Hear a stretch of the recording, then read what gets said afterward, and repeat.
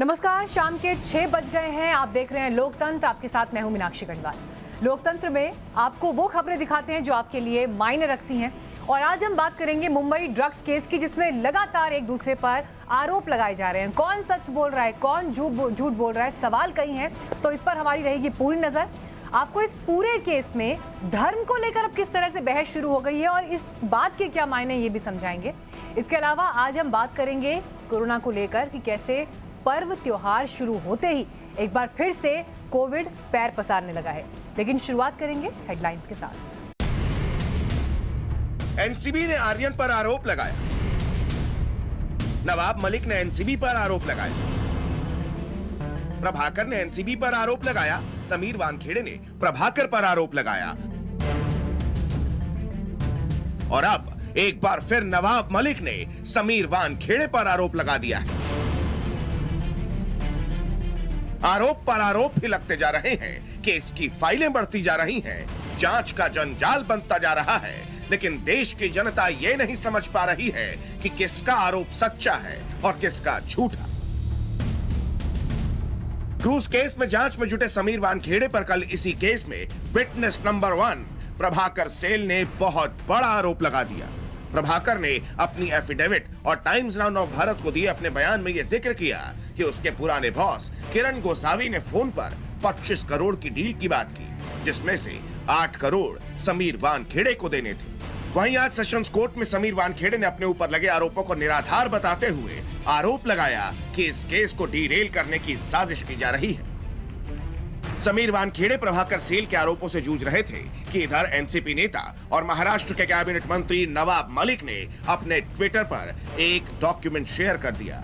दावा किया गया कि यह बर्थ सर्टिफिकेट समीर वानखेड़े का है। इसमें पिता का नाम दाऊद के वानखेड़े लिखा है, वहीं धर्म की जगह पर मुस्लिम लिखा है। डॉक्यूमेंट में पिता के नाम के आगे स्टार साइन बनाया हुआ है और इस सर्टिफिकेट के साइड में स्टार के साथ नाम लिखा है धन्यादेव वानखेड़े।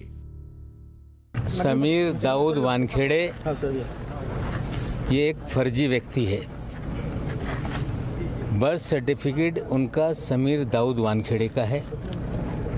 बर्थ सर्टिफिकेट में टेम्परिंग करके जो उनके पिताजी ने धर्मांतर करने के बाद नाम बदला था, उसे फिर दुरुस्त किया।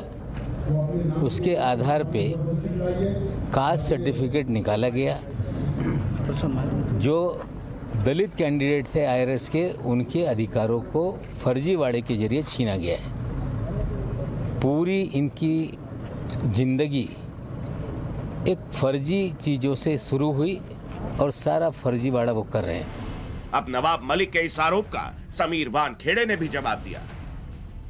मेरे पिता धन्यादेव वानखेड़े हिंदू हैं और मेरी मां जाहिदा मुस्लिम थी। मैं एक बहुधार्मिक धर्मनिरपेक्ष परिवार से हूं जो भारतीय संस्कारों में विश्वास रखता है। मेरे के ऊपर जो ऑब्जेक्शन वगैरह किसी ने किया है राजकारणी लोगों ने, ये गलत है। और ये बिल्कुल सीधा आप किसको छोटे बच्चों को भी पूछेंगे तो ये गलत है। वो वैसे हम लोग नहीं है और ये गलत है। जहाँ पे हम रहते थे लोखंडवाला के बाजू में हमारे जो भाई रहते थे, वहाँ पे सब मुस्लिम एरिया होने की वजह से वहाँ के लोग आना जाना, भाई औरत बाल बच्चे सब आना जाना करते थे। वहाँ बैठते थे, उठते थे, खाते थे, पीते थे। तो उन्होंने भाई कि तुम्हारा नाम तो ज्ञानदेव है, फिर तुम कैसा, फिर तुम ज्ञानदेव के बदले तुमको दाऊद अगर बोले तो चलेगा क्या? तो उसने बोला दाऊद या अकबर क्या, मेरे का कोई भी नाम ले लो, मेरे से क्या मतलब आता, पर मेरा ओरिजिनल नाम ज्ञानदेव खसूरी वानखेड़े है। ये सोचने की बात है कि ये मामला शुरू क्रूज ड्रग्स केस से हुआ था, अब बात धर्म पर आ गई है। इस केस में ट्विस्ट पर ट्विस्ट आ रहा है और सबसे बड़ा ट्विस्ट लेकर आए इस केस में गवाह नंबर 1 प्रभाकर सेल। प्रभाकर ने आर्यन की गिरफ्तारी की पूरी कहानी बताते हुए सवाल खड़ा किया है कि क्या पैसों के लिए आर्यन की गिरफ्तारी हुई है। हम लोग लोअर परेल पहुंचे। हमारे गाड़ी के पीछे वो सैम सर की गाड़ी थी, व्हाइट, जो क्रिस्टा मैंने बताया। हम लोग लोअर परेल जैसे ही पहुंचे, पीछे से एक ब्लू कलर की मर्सिडीज आ गई सुबह 4:30 बजे। हाँ, मॉर्निंग में। तो वहां पर तो इनका सब कन्वर्सेशन चालू था। क्या कन्वर्सेशन हो रहा था, क्या बातचीत क्या हो रही थी, क्योंकि आप गाड़ी में थे? हाँ, किरण सर का कन्वर्सेशन सैम सर के साथ चालू था कि अरे एक काम कर, उनको बोल 25 का बॉन्ड डाल, लास्ट 18 में फाइनल कर, क्योंकि वानखेड़े को हम लोग को 8 देना है, बाकी का 10 हम लोग बांट लेंगे। ये 25 का मतलब क्या चल रहा था? किस बारे में बात कर रहे थे? किसके लिए बात कर रहे थे? जो आर्यन खान को वहां पर ये किया था, उनका मेरे पास वीडियो भी है। प्रभाकर ने एक और बड़ा आरोप लगाया। यह आरोप सीधे एनसीबी पर था। मुझे कॉल आया किरण गोसावी सर का, ऊपर आ जाए एनसीबी ऑफिस में, वानखेड़े साहब बुला रहे। जैसे ही मैं ऊपर गया एनसीबी ऑफिस में, तो उनके एक सहकारी थे सालेकर करके, समीर सालेकर, उन्होंने मेरे हाथ में पेपर था मध्य, मतलब इसमें साइन कर। बोला सर ये सब पूरा ब्लैंक है, मैं साइन कैसे करूं? वानखेड़े साहब वहां से बाहर आ गए, अरे त्याचे साइन घे फटाफट ते पंचनाम्यावर। तो मैंने तभी हल्के से ही बोला, क्योंकि मैं उनके ऑफिस के अंदर हूं और मेरा साइन ले रहे। बोला सर पूरा ब्लैंक है, क्या करूं? मैंने तभी मराठी में उनसे बात किया, साइन करे काय ना हो। ऐसा किसने कहा आपको? वो समीर सालेकर ने। इतना ही नहीं, प्रभाकर ने इसके बाद मुंबई के पुलिस कमिश्नर से मुलाकात भी की। आरोप पर आरोप, आरोप पर आरोप तो लग रहे हैं, लेकिन एक सवाल है जिसका जवाब फिलहाल किसी के पास नहीं है। सवाल ये कि इस केस में दूसरा गवाह और प्रभाकर सेल के मुताबिक आर्यन की गिरफ्तारी के बाद पैसों की डील करने वाला किरण गोसावी है कहां? मुंबई क्रूज ड्रग्स पार्टी मामले में एनसीबी की कार्रवाई पर लग रहे आरोपों के बाद अब फिलहाल मामले की तफ्तीश की जा रही है। चीफ विजिलेंस ऑफिसर के नेतृत्व में पूरे मामले की तफ्तीश शुरू हो चुकी है, लेकिन सबसे बड़ा सवाल जो दूसरे इस पूरे मामले का पंच है किरण गोसावी, वो कहाँ है? जाहिर है महाराष्ट्र पुलिस के साथ साथ अब एनसीबी को भी उसकी तलाश होगी, क्योंकि जिस तरीके से किरण गोसावी के बॉडीगार्ड ने लगातार आरोप लगाए, गंभीर आरोप लगाए, एनसीबी के ऑफिसर पर आरोप लगाए, उसके बाद किरण गोसावी इस पूरे मामले की अहम कड़ी है। खैर, प्रभाकर के दावों के बाद समीर वानखेड़े ने मुंबई पुलिस कमिश्नर को चिट्ठी लिखी, जिसमें किसी अनजान शख्स पर खुद के खिलाफ साजिश रचने का आरोप लगा दिया। आरोप पर आरोप लग रहे हैं, लेकिन सच सामने नहीं आ रहा। समीर वानखेड़े पर इल्जाम लगने के बाद जांच के आदेश भी दे दिए गए। महानिदेशक स्वापक नियंत्रण ब्यूरो को दक्षिणी और पश्चिमी क्षेत्र से ये सूचना प्राप्त हुई है। उसका संज्ञान लेते हुए उन्होंने इस पे एक इंक्वायरी मांग की है, जो कि सतर्कता विभाग में प्राप्त हुई है। इस पे हम आवश्यक कार्रवाई कर रहे हैं। आरोप प्रत्यारोप का खेल जोर शोर से चल रहा है और आर्यन खान 23 दिन से जेल में बंद है। आर्यन के साथ तो तारीख पर तारीख हो रही है, लेकिन सवाल तो यह है कि सच कब सामने आएगा। मुंबई से शिवानी मिश्रा और अरुणिल सदाडेकर के साथ अनुज मिश्रा, दिल्ली, टाइम्स नाउ नवभारत। दिल्ली से अनुज और मुंबई से शिवानी लगातार हमारे साथ जुड़े हुए हैं। अनुज, देखिए जो तस्वीर प्रभाकर के बयान के बाद सामने आ रही है, एनसीबी पर वो गंभीर आरोप लगा रहे हैं, एनसीबी के काम करने के तरीके पर सवाल उठा रहे हैं और साथ ही समीर वानखेड़े गंभीर आरोपों की जद में हैं। इस सब के बाद जब समीर वानखेड़े को लेकर एक विभागीय जांच शुरू हुई है और ऐसे में उनका दिल्ली आना, डीजी के साथ उनकी प्रस्तावित मुलाकात, क्या इसी मुद्दे पर बात होगी और ये मीटिंग इस लिहाज से कितनी इंपॉर्टेंट है, क्योंकि सवाल तो एनसीबी की विश्वसनीयता पर भी खड़े हो रहे हैं।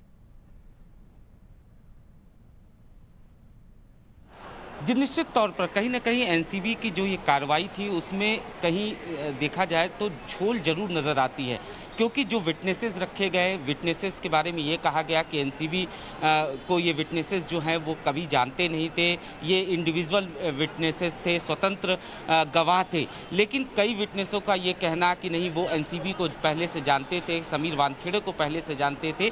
कहीं ना कहीं ये सवाल ज़रूर खड़े करते हैं और निश्चित तौर पर जब समीर वानखेड़े जो है वो दिल्ली पहुंचेंगे और अगर उनकी मुलाकात जो है डीजी से होती है तो वो अपना पक्ष जरूर रखेंगे। इस पूरे मामले की जो तमाम तफ्तीश रही है उसके बारे में ब्यौरा जरूर देंगे, क्योंकि आरोप बेहद गंभीर है और जिस तरीके से उन्हीं के गवाह ने ये आरोप लगाए हैं तो कहीं ना कहीं या तो कार्यशैली पर सवाल उठते हैं या उनके आरोपों पे क्या सच्चाई है। हालांकि ये तो तफ्तीश के बाद पता चलेगा। जो चीफ विजिलेंस ऑफिसर, उनका साफ तौर पे यही कहना है कि जो इस पूरे मामले की तफ्तीश के जद में जितने लोग भी आएंगे उनसे पूछताछ की जाएगी।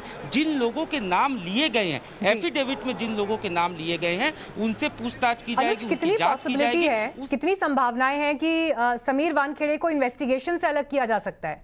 इस चीज की कितनी पॉसिबिलिटी है?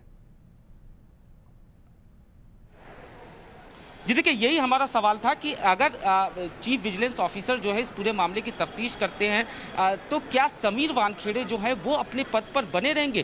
क्या वो तफ्तीश पर प्रभाव नहीं डाल सकते? उनका साफ तौर पे यही कहना है कि जब भी विजिलेंस को इंक्वायरी सौंपी जाती है तो अब शुरुआती प्रारंभिक जांच की जाती है। प्रारंभिक जांच के दौरान अगर कुछ ऐसी चीजें निकलती है उसके बाद ही सही मायने में कुछ कहना उचित होगा। अभी फिलहाल जल्दबाजी है, अभी इंक्वायरी शुरू हुई है, इंक्वायरी के बाद ही सही मायने में फैसला इस बाबत लिया जाएगा। ठीक है, मैं लौटती हूँ आपके पास। शिवानी भी बनी हुई है हमारे साथ, लेकिन ये लड़ाई अब एफिडेविट वर्सेस एफिडेविट की भी हो गई है, क्योंकि एक दिन पहले ड्रग्स केस में गवाह नंबर 1 प्रभाकर साइल ने अपने एफिडेविट में एनसीबी के जोनल ऑफिसर समीर वानखेड़े पर कई गंभीर आरोप लगाए। दोनों ही एफिडेविट्स की तस्वीर भी आप स्क्रीन पर देख रहे हैं। तो वहीं समीर वानखेड़े ने भी अपने एफिडेविट के जरिए प्रभाकर साइल की तरफ से लगाए गए सभी आरोपों को खारिज कर दिया।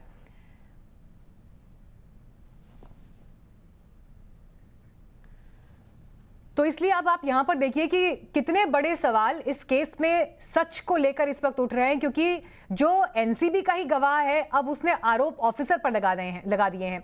ऑफिसर उन तमाम आरोपों को खारिज कर रहे हैं। इन्वेस्टिगेशन में वो अभी भी मौजूद है और इसीलिए सवाल ये बन रहा है कि क्या समीर वानखेड़े पद पर बने रहेंगे, क्या वो इन्वेस्टिगेट करते रहेंगे, क्योंकि आरोप उनके ऊपर जो है पैसों के लेन देन को लेकर, उगाही को लेकर, ये बड़े आरोप है और खुद वही गवाह लगा रहा है जिसे एनसीबी ने अपना गवाह नंबर 1 माना है। शिवानी भी इस बीच हमारे साथ मौजूद हैं। शिवानी, इस पूरी परिस्थिति को लेकर एक सियासी लड़ाई हम इस वक्त महाराष्ट्र में भी देख रहे हैं, मुंबई के केंद्र में देख रहे हैं। कल भी जब हमारे साथ एनसीपी और शिवसेना के नेता थे बहस में, तो उनका यह कहना था कि जो ये पूरी पिक्चर इस वक्त दिखाई देती है, बॉलीवुड क्योंकि सॉफ्ट टारगेट है तो उनसे पैसे वसूलने की एक कोशिश दिखाई देती है, लेकिन हम ऐसा होने नहीं देंगे महाराष्ट्र में। तो सवाल ये कि क्या कल को हम मुंबई पुलिस को भी एक्शन में देख सकते हैं? ऐसी कोई तैयारी या ऐसा कोई विकल्प उनके पास है?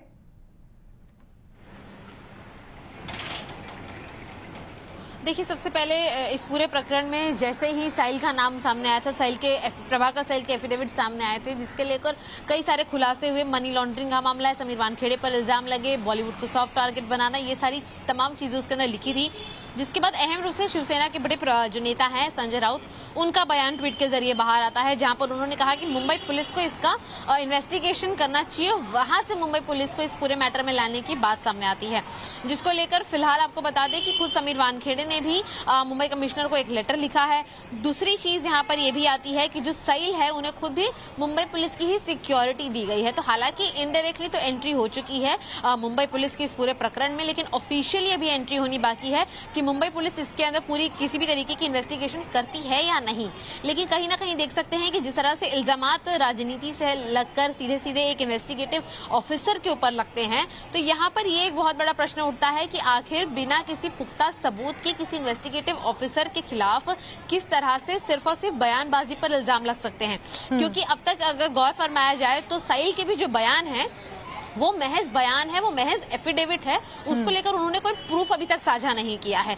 मुंबई पुलिस के अंदर कुछ लोग कंप्लेन भी कर रहे थे, कुछ एडवोकेट भी कंप्लेन कर रहे हैं, लेकिन सभी के पास सिर्फ बयान है बताने को, ना कि कोई सबूत है कि वो इस बात को साबित करे कि समीर वानखेड़े मनी एक्सटॉर्शन में है या समीर वानखेड़े जानबूझकर बॉलीवुड को टारगेट करते हैं। ऐसी किसी भी तथ्यों को सबूत के रूप में सामने नहीं रखा गया है। राजनीति इसलिए भी गर्मा चुकी है क्योंकि एक राजनीतिक दल कुछ कह रहा है, दूसरा राजनीतिक दल कुछ कह रहा है। महाराष्ट्र में इसके पहले भी हमने गौर फरमाया था कि जिस तरह से सेंट्रल एजेंसीज द्वारा यहाँ के कई मिनिस्टर्स पर ऑलरेडी केसेस चल रहे हैं, उसको लेकर भी महाविकास आघाड़ी की सरकार यही कहती आई है कि बीजेपी सेंट्रल में बैठे हुए अपनी एजेंसीज का फायदा उठा रही है। लेकिन यहाँ पर बीजेपी ने इसे साफ नकारते हुए कहा कि सेंट्रल एजेंसीज अपना काम कर रही है, उन्हें करने देना चाहिए। तो कहीं ना कहीं जब मामला राजनीति पर चला गया, ड्रग्स से लेकर बॉलीवुड से लेकर अब खुद ऑफिसर्स पर जब सवाल उठ रहे हैं, तो कहीं ना कहीं मुंबई पुलिस का भी इसके अंदर घेराव हो सकता है, ये माना जा सकता है। ठीक है, मैं लौटती हूँ आप लोगों के पास, लेकिन जिस तरह से ये पूरा केस आगे बढ़ता जा रहा है, इसमें जो किरदार हैं एक के बाद एक वो बहुत अहम है और उनकी क्या भूमिका है ये सवालों में है। इंडिपेंडेंट गवाह केपी गोसावी जल्द सरेंडर कर सकता है, उसने अपने ऊपर लगे सभी आरोपों को गलत बताया। केपी गोसावी ने 25 करोड़ की उगाही की बात को भी गलत करार दिया है। केपी गोसावी ने कहा कि उसे धमकी भरे फोन कॉल्स आ रहे हैं और ये एक्सक्लूसिव बातचीत टाइम्स नाउ नेटवर्क से केपी गोसावी की हुई है।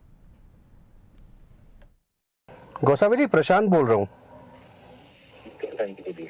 सर। मैं आपसे ये पूछना चाह रहा था कि काफ़ी सारे एलिगेशंस अभी आए हैं, जो एनसीबी की पूरी केस चल रही है उसमें किस तरह से जो विटनेस हैं, जो आपके लोग हैं, वो बाहर आके फाइनेंशियल ट्रांजैक्शन की बात कर रहे हैं, एलिगेशन लगा रहे हैं। इसमें सच्चाई क्या है और आप कहाँ हैं आजकल? सर मैं थोड़ी देर में सरेंडर हो रहा हूँ, बिकॉज 6 तारीख तक तो मैं एक्टिव था जी फोन पे जी। अभी मुझे फिर से एक्टिव इसलिए होना पड़ा, 6 तारीख तक काफी मुझे थ्रेटनिंग कॉल्स आ रहे थे और इसके पीछे मैं समीर सर से भी बात करना चाहा, लेकिन वहां से भी मतलब कुछ रिस्पॉन्स नहीं आया था। और दूसरी बात ऐसी कि मैंने बिना पुलिस को भी कांटेक्ट करने की कोशिश की, लेकिन प्रॉपर जो आयो है उनसे मेरी बात नहीं हो पाई जी। उसके बाद में जो एलिगेशन लगे हैं मेरे पे, फ्रॉड, फरार, ये सारी बातें केस के बाद में हुई। तो सर फाइनेंशियल ट्रांजैक्शन की कोई बात हुई थी क्या सर? एक्सटॉर्शन की कोई बात हुई थी क्या? नहीं, वो कोई बात नहीं है। वो तो मतलब अगर पुलिस स्टेशन में कंप्लेंट हुई है तो पुलिस वाले वो सारा रिकॉर्ड निकालेंगे जी।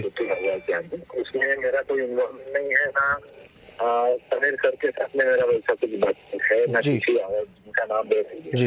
इतना मुझे ये साइड से थ्रेटनिंग कॉल्स आ रहे थे कि आपकी वजह से वो पकड़ा गया, आपके सेल्फी की वजह से वो पकड़ा गया है जी। तो उसके बारे में मेरे पास में काफी सारे डिटेल्स है जी। ठीक है। आप शाहरुख खान के मैनेजर से मिले थे क्या सर? शाहरुख खान के मैनेजर से आपकी कोई मुलाकात हुई, कोई बात हुई है क्या? तो अभी आपका स्टेटस क्या है सर? क्या आपसे कोई कांटेक्ट करने की कोशिश कर रही है एनसीबी? जो भी सच्चाई है वो सामने से आए कि जो इशू बना दिया है जी जी। तो आपको क्या आप बोल रहे हो कि आपको थ्रेटनिंग कॉल्स भी आ रहे हैं, क्या आपके जान को खतरा बता रहे हैं, क्या है? कॉल 6 तारीख को मैंने जबरदस्ती मेरे फोन बंद कर पड़े हैं मुझे। मैं जीवन से नहीं काफी कॉल्स आ रहे थे, मुझे आ रहे थे, तो फोन करके मुझे बैठना पड़ा है जी। तो हाइड इसके लिए करना पड़ा है, पुलिस डिपार्टमेंट से हाइड नहीं जी। जो मुझे कॉल्स आ रहे थे इतना कुछ बोला गया है, पुलिस स्टेशन में भी जाओगे तो वो भी हमारा ही है जी जी। तो मैं विश्वास किस रखूं? अब कुछ देश सेवा करने को गए, कुछ मतलब इन्फॉर्मेशन थी, उसके ऊपर कुछ एक्शन हुआ तो उस पर इतने बड़े रिएक्शन आ रहे थे। ठीक है, मैं सरेंडर हो जाता हूँ, जो भी होगा अभी आगे देख लीजिए। ठीक है। तो सर आप तो देखिए, आप एनसीबी के प्राइम विटनेस थे, तो आप प्राइम विटनेस होने से लेके यहाँ तक का सर ये जो पूरा ट्विस्ट एंड टर्न्स है, ये कैसे हुआ है सर? सर देखो, इसके पहले भी पुलिस डिपार्टमेंट को ढाका में राबड़ी पुलिस स्टेशन हुआ, काशीपुरा पुलिस स्टेशन हुआ, काफी मदद की है। ठीक है, तो गोवा मतलब ये है महाराष्ट्र में, उससे हमने की है।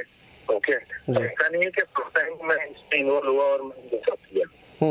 ये भी कुछ ऐसी न्यूज आई कि ऐसे ड्रग्स का है, तो ड्रग्स में वंकेड़े साहब का नाम काफी सुना था, चर्चित था, तो मेरा एनसीबी के पास जाओ तो वहाँ से अपने को अच्छा में हेल्प मिल सकता है। तो इसके लिए वहाँ पे गए थे, तो वहाँ पे वो सिंह सर थे, सिंह सर के साथ में बातचीत, उसके बाद में फिर शायद से आफ्टरनून में समीर सर से बात। और आइए इस वक्त आपको सीधे श्रीनगर लिए चलते हैं। वहां पर इस वक्त गृहमंत्री अमित शाह मौजूद हैं, उनका ये 3 दिवसीय दौरा, और ये तस्वीरें जो आप देख रहे हैं ये डल लेक से इस वक्त मिल रही हैं, जहां पर गृहमंत्री अमित शाह पहुंचे हैं।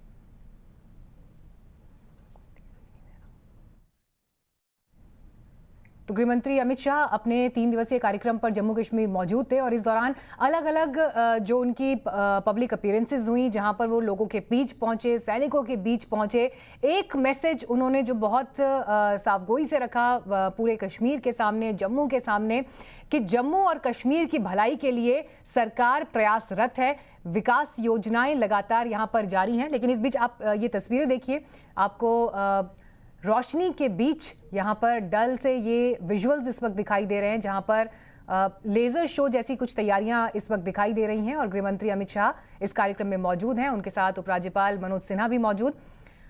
आज भी जब एक कार्यक्रम उनका श्रीनगर में था तो इस दौरान गृहमंत्री अमित शाह ने पहले ग्लास शील्ड, जो बुलेट प्रूफ ग्लास शील्ड उनके सामने मौजूद थी, संबोधन के दौरान उसे हटवाया और सीधे ये कहा कि मैं पाकिस्तान से नहीं, आप लोगों से बातचीत करना चाहता हूं।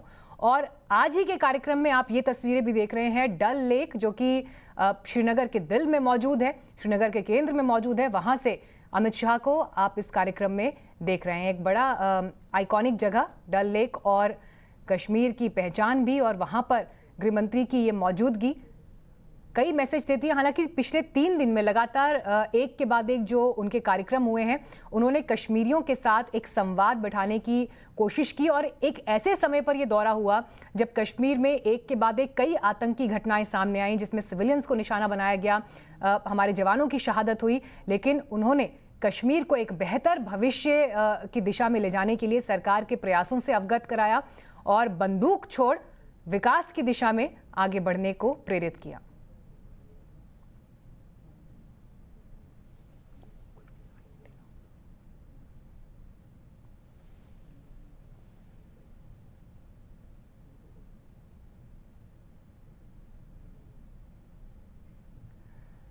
वो जवान जो शहीद हुए आतंकवादियों के हमले में, उन जवान के परिवार से भी गृहमंत्री ने मुलाकात की और उससे अलग जो कश्मीर के युवा हैं उनसे बात की। कल की भी तस्वीर हमने आपको दिखाई थी जब गृहमंत्री बंकर में पहुंचे और वहां जवानों से मुलाकात की, और आज ही के दिन की जो हम आपको ये तस्वीर दिखा रहे हैं, जिसमें एक तरफ आप गृहमंत्री को डल झील पर मौजूद देख रहे हैं तो दूसरी तरफ देखिए ये उनका पब्लिक अपीयरेंस, जिसमें जिंदाबाद के नारे लगे और साथ ही शेर कहकर संबोधित किया गया।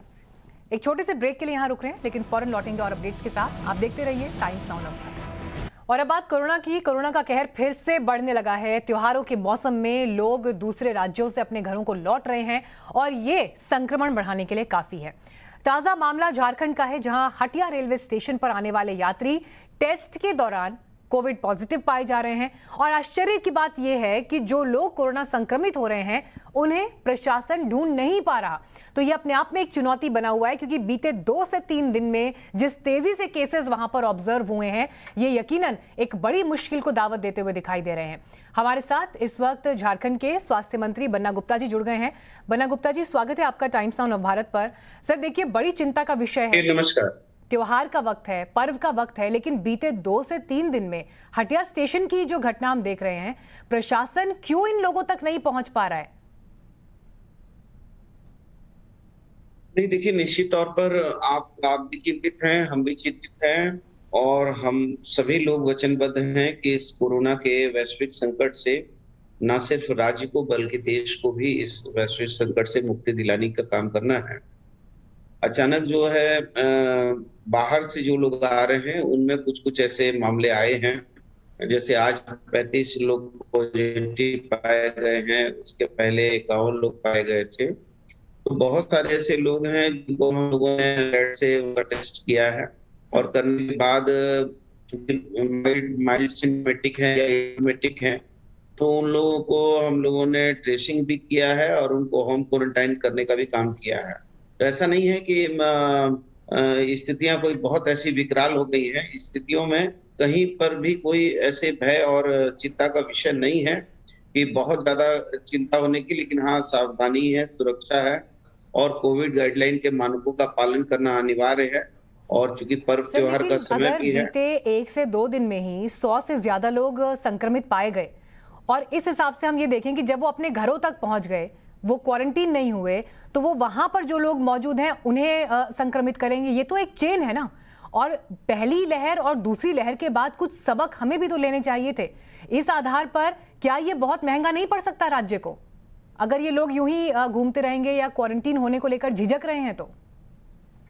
निश्चित तौर पर देखिए, आपकी बात से हम सहमत हैं और हम लोग पूरी तरीके से हम इस दिशा पर मजबूती से काम कर रहे हैं। और जो भी इस तरह के मामले हो रहे हैं, जो भी राज्य की सीमाएं हैं, उन सीमाओं में ज्यादा से ज्यादा कैसे हम टेस्टिंग करें और टेस्टिंग करके जो भी लोग उस पर संक्रमित होंगे, जरूरत पड़ेगी तो हम लोग उसको क्वारंटाइन करने का भी उपाय करेंगे। लेकिन अभी वर्तमान में ऐसी स्थितियां नहीं है कि बहुत भयावह स्थितियां हैं। लेकिन हाँ, आप जिस बात से आप संज्ञान में ले रही है वो बात बिल्कुल सही है। उस बात को नहीं काटा जा सकता है, क्योंकि ये तो चेन सिस्टम है और एक से दूसरा, दूसरा से तीसरा स्प्रेड होने के चांसेस होते हैं। लेकिन आपने देखा होगा कि जो दूसरा चक्र था, उस चक्र में झारखंड ने जिस बखूबी इस राज्य की जनता को इस कोविड-19 के कुप्रभाव से मुक्त कराने के लिए नए नए इनोवेशन किए, नई नई व्यवस्थाएं की। तो हम अब पूरी तरीके से फर्स्ट फेज और सेकंड फेज के बाद हम करीब हम भी इसको लड़ने के लिए एक्सपर्ट हो चुके हैं। तो जो मामले आ रहे हैं, उस मामले पर हम गंभीर हैं और इसको गंभीरता के साथ जो है आपके जो बताए हुए ये हैं उस पर भी हम लोग काम कर रहे हैं। सर, एक चीज पर मैं और क्लैरिटी आपसे चाहूंगी, क्योंकि 100 से भी ज्यादा लोग जो संक्रमित हुए और अगर उन लोगों ने अपने मोबाइल फोन्स बंद कर दिए हैं या वापस रिपोर्ट नहीं किया है, तो इन लोगों तक पहुंचने के लिए या उन्हें समझाने बुझाने के लिए, उन्हें क्वारंटीन फैसिलिटी में भेजने के लिए इस दिशा में क्या सरकार की तरफ से कुछ कदम अभी उठाए गए हैं, प्रशासन की तरफ से?